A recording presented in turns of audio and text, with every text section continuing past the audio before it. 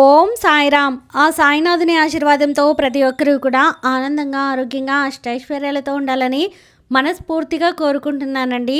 అనంతకోటి బ్రహ్మాండ నాయక రాజాతిరాజా యోగిరాజా పరబ్రహ్మ శ్రీ సచ్చిదానంద సద్గురు సాయినాథ్ మహారాజుకి జై. మీలో చాలామంది చాలా రకాల సమస్యలతోటి, బాధలతోటి ఎవరికి చెప్పుకుంటే మాకు పరిష్కారం దొరుకుతుంది అని చెప్పి ఆందోళనలో ఉండి ఉంటారు కదా. అటువంటి వారి కోసమే బాబాగారి ఆశీర్వాదంతో స్వయంగా బాబాగారే మనకి దారి చూపుతూ శ్రీ షిరిడి సాయిబాబా ఆశీస్సులతో జాతకం చెప్తారండి. చాలా బాగా చెప్తారు. ఫోన్ ద్వారానే మీకు పరిష్కారం అనేది దొరుకుతుంది. ఎటువంటి సమస్యకైనా పరిష్కారం ఖచ్చితంగా తెలియజేస్తారు. ఎంత కష్టపడినా కూడా డబ్బు చేతిలో నిలవట్లేదా? అయితే ఒక్కసారి గురువుగారిని సంప్రదించండి. గురువుగారి పేరు సుబ్రహ్మణ్యం రాజు గారు. ప్రేమ, పెళ్లి, భార్యాభర్తల సమస్యలు, స్త్రీ పురుష వశీకరణము, చెడు గ్రహ ప్రయోగాలకు నివారణ, దృష్టి దోషాలకి పరిష్కారము, ప్రతి ఒక్కటి కూడా గురువుగారు మీకు పరిష్కారాన్ని తెలియజేస్తారు. గురువుగారి ఫోన్ నెంబర్ 9908224144. తప్పకుండా ఒకసారి గురువుగారిని మీరు సంప్రదించి మీ సమస్యలకి పరిష్కారాన్ని తెలుసుకోండి. చాలా నమ్మకమైన వ్యక్తి అండి. చాలా నమ్మకంగా చెప్తున్నాను అంటే మీరు అర్థం చేసుకోవచ్చు. గురువుగారి దగ్గర ఈ పాటికే ఎంతోమంది వారి సమస్యలకి పరిష్కారం తెలుసుకొని ఇప్పుడు సంతోషంగా ఉంటున్నారు. ఈరోజు బాబాగారు మన కోసం అందించిన సందేశం ఏంటి అంటే, తల్లి, ఇదే నీ తలరాత. కేవలం వీరి కారణంగానే నీకు మోసం జరగబోతుంది. తప్పు చేస్తే అంతా నష్టమే. నువ్వు వెంటనే తెలుసుకుని జాగ్రత్త పడు అని చెప్పి బాబాగారు అయితే అంటున్నారండి. మరి బాబాగారు మనతో ఏం చెప్పాలి అనుకుంటున్నారో తెలుసుకోవాలి అంటే వీడియోని చివరి వరకు స్కిప్ చేయకుండా చూడండి. అలాగే ఫస్ట్ టైం మన ఛానల్ని చూసిన వారైతే సబ్స్క్రైబ్ చేసుకుని పక్కనే ఉన్న బెల్ ఐకాన్ని క్లిక్ చేయండి. ఇక బాబాగారు ఏమంటున్నారో ఆయన మాటల్లోనే విందాము. తల్లి, ఇదే నీ తలరాత అని నేను ఎందుకు చెప్తున్నాను అంటే, ఈరోజు నేను రాసిన రాత గురించి మాట్లాడలేకపోతున్నాను కాబట్టి నీ రాత ఏ విధంగా ఉండబోతుంది, నువ్వు ఏ మార్పులు చేసుకుంటే అదృష్టపు గీత అనేది నీ చేతుల్లో పెరుగుతుంది, ఇదంతా నువ్వు తెలుసుకోవాలి అంటే నేను చెప్పే ఈ మాటని, సందేశాన్ని జాగ్రత్తగా వినే ప్రయత్నం చెయ్యమ్మా. లేకపోతే నువ్వు చాలా నష్టపోతావు. అంతా కూడా నీ కారణంగానే నష్టం జరుగుతుంది. దయచేసి ఈ తప్పు మాత్రం నువ్వు అస్సలు చేయొద్దు. దేని గురించి మాట్లాడుతున్నానో, ఏం మాట్లాడుతున్నానో నీకు తెలియడం లేదు కదా. అయితే ఇప్పుడు నేను చెప్పేది జాగ్రత్తగా అర్థాన్ని, పరమార్థాన్ని గ్రహించావు అంటే, నేను చెప్పే ఈ కథని శ్రద్ధగా విన్నావు అంటే నీకే అర్థమవుతుంది. ఒక్కసారి కళ్ళు మూసుకొని జాగ్రత్తగా నా సందేశం మీదనే దృష్టిని ఉంచు. అనగనగా ఒక ఊరిలో ఒక ధనవంతుడు ఉన్నాడు. ఆయన చాలా సంపాదించాడు. ప్రతిరోజు కష్టపడుతూ వచ్చిన సొమ్మును చూసుకుంటూ సంతోషపడుతూ ఉండేవాడు. ఆ సంతోషం అనేది అతనికి కొన్ని క్షణాలు మాత్రమే ఉంటుంది. ఎందుకంటే మిగతా సమయం అంతా కూడా బాధతో నిండిపోయి ఉంటుంది. ఎందుకబ్బా అని ఆలోచిస్తే, అతను సంతోషంగా ఉండేది అంటే అతనికి లాభాలు వస్తుంటాయని చెప్పి, వ్యాపారం బాగా సాగుతుందని చెప్పి, అతని ఊర్లో వారందరూ కూడా ధనవంతుడు, అందరికంటే ధనవంతులను చూసినప్పుడల్లా కూడా, అతనికి ₹1 ఎక్కువ వచ్చే వ్యాపారస్తులను చూసినప్పుడల్లా అతనికి కొంచెం బిజినెస్ చేసుకునే వారికి వాళ్ళు ఎదుటివారిని చూసినప్పుడు ఎక్కడ లేని ఈర్ష, ద్వేషం అనేది వస్తుంది. అలాగే ఆ ధనవంతుడికి కూడా వచ్చేస్తుంది. కాబట్టి ఆ ధనవంతుడు నాకంటే ఎవరు ఎవరు బాగుపడకూడదు, నాకంటే ఎవరు కూడా ఎదగకూడదు అని చెప్పి ఎప్పుడూ కూడా ఒక మనసులో ఒక బండరాయిని మోస్తూ ఉన్నట్లుగా అదే ఆలోచిస్తూ ఈర్ష, ద్వేషాలతో, అసూయతో రగిలిపోతూ ఉంటాడు. ఆ ధనవంతుడు ఎంత సంపాదించినా సరే ఒకరోజు చావు తప్పదు అంటారు కదా. అతనికి చావు గడియలైతే వచ్చేశాయి. యమలోకం నుంచి యమధర్మరాజు ఒక రాత్రిపూట అతని దగ్గరికి వస్తారు. అలా వచ్చిన యమధర్మరాజును చూస్తే ఎవరికైనా మనసుకి భయం వేస్తుంది కదా. అయితే ఆ ధనవంతుడి ఇంటికి రాగానే ఆ యమధర్మరాజుకి బాగా దాహం వేస్తుంది. నోరంతా ఎండిపోయినట్టుగా మంచినీరు త్రాగాలని చెప్పి ఆ యమధర్మరాజుకి అనిపిస్తుంది. అయితే వెంటనే ఆ ధనవంతుడి దగ్గరికి వెళ్ళి మంచినీళ్ళు తీసుకురమ్మని చెప్తాడు. అప్పుడు ఆ చెంబు ఎత్తుకొని తాగుతున్నటువంటి ధనవంతుడు యమధర్మరాజు అడగగానే వెంటనే ఆ చెంబు తీసి యమధర్మరాజు చేతిలో పెట్టేస్తాడు. తాగు ఈ ఇరుని యమధర్మరాజు అడిగేసరికి ఆలోచించకుండా వెంటనే తాగేస్తాడు. ఆ నీటిని తాగి దాహమైతే తీర్చుకుంటాడు. ఇక మళ్ళీ మరణశిక్ష గడియలు అయితే వచ్చేసాయి కదా, నేను యమధర్మరాజుని, నువ్వు ఇప్పటితో చనిపోతావు, నువ్వు నా దాహాన్ని తీర్చావు కాబట్టి నువ్వు ఎంత సంపాదించినా ధనవంతుడు అయినా సరే, ఎన్ని రోజులు నువ్వు మోసం చేసి ధనాన్ని సంపాదించావో నాకు బాగా తెలుసు.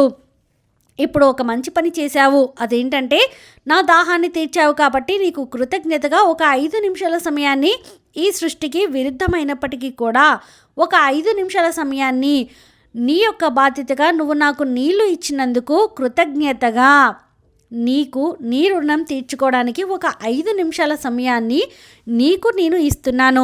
ఈ యొక్క 5 నిమిషాల సమయంలో నీ జీవితంలో ఏదైతే నువ్వు చేయాలనుకుంటున్నావో, నువ్వు ఏదైతే రాసుకోవాలి అనుకుంటున్నావో ఈ పుస్తకంలో రాసుకో అని చెప్పి ధర్మరాజు ఆ భవిష్యవాణి బుక్ అనేది అతనికి ఇస్తాడనమాట.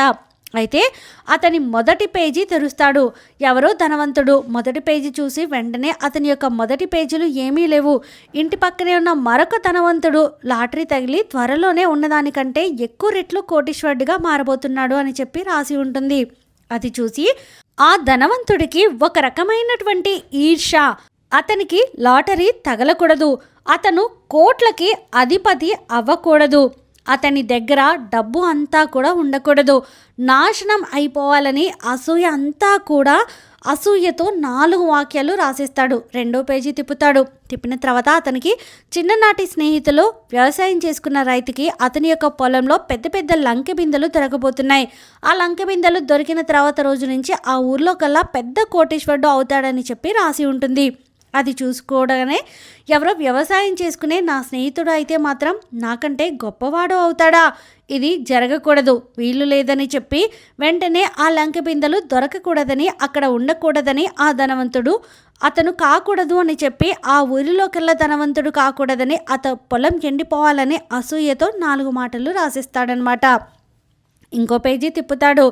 అతను చిన్నప్పటి నుంచి ఒక మాస్టర్ అన్నమాట, చదువు చెప్పే గురువు. అతనికి ఏంటంటే ఒక విద్యార్థి వచ్చి 1 కోటి రూపాయల బహుమతి ఇవ్వబోతున్నాడు. ఆ బహుమతిని చూసి అతను ఎంతో సంతోషపడుతున్నాడు. అంటే ఏంటంటే తన గురించి ఏమీ రాయలేదన్నమాట, అందరి గురించి రాసుకున్నాడనమాట.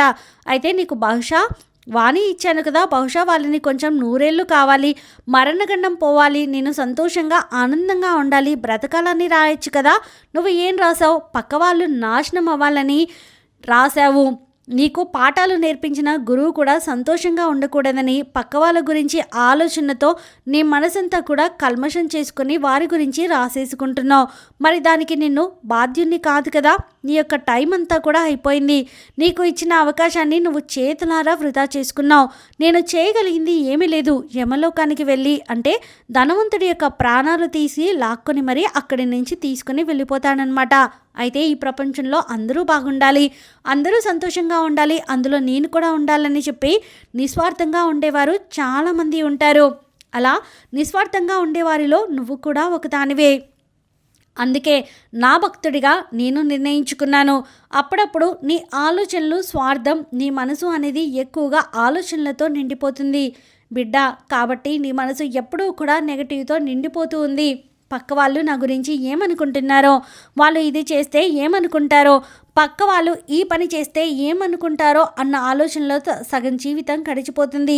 ఏ పని చేసినా సరే సక్సెస్ అవుతుందా లేదా, ఏ పని మొదలు పెడితే ఎవరు ఏం మాట్లాడుతారో, ఈ చీర కట్టుకోకపోతే ఎవరైనా ఏమని అంటారేమో, అయ్యో నా దగ్గర ఉన్నంత ధనం నలుగురికి ఏ విధంగా వెళుతుంది, నా గురించి చెప్పగా అంటే చెడుగా చెప్పుకుంటారేమో, అదృష్టం ఏదైనా తగులుతుందేమో అని రకరకాలుగా చెప్పుకుంటూ పోతే 1 కాదు 2 కాదు రకరకాల ఆలోచనలతో నీ కోసంగా, నీ జీవితం కోసంగా, ఆరోగ్యం కోసం నువ్వు పడే ఆలోచన ఎక్కడ ఉంది చెప్పు తల్లి.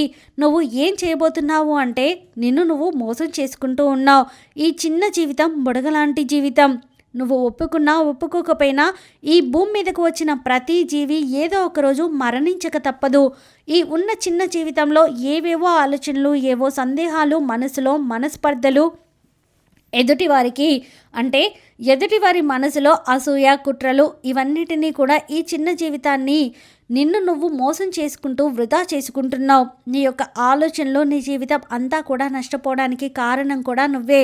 అవును కదా, అందుకే నేను చెప్తున్నాను, నీకు జరిగింది నాకు ఇష్టం వచ్చినట్లుగా జరుగుతుందని నువ్వు ఇప్పటికైనా తెలుసుకొని తీరాల్సిందే.